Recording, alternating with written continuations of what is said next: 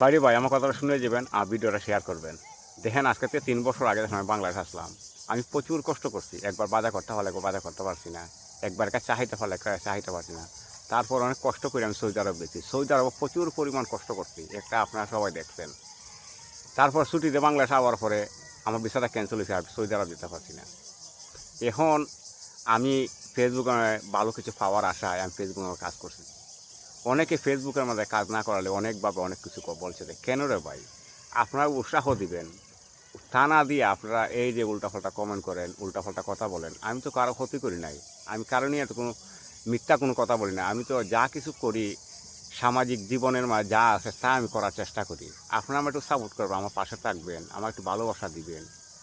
আমি এই বয়সে আইয়া ফেসবুকে কাজ করছি, বুঝে না কেন কাজ করতেছি।